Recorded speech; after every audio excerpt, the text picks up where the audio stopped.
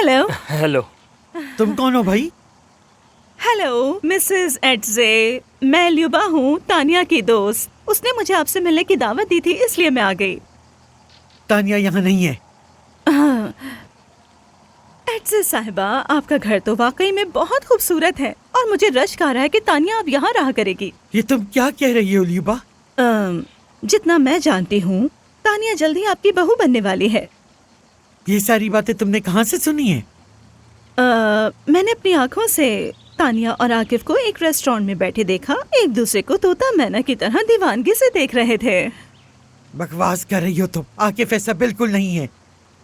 मैंने खुद देखा।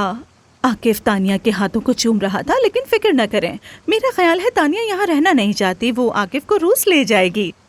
ऐसा कभी नहीं होगा, कभी नहीं हो सकता। अम्म,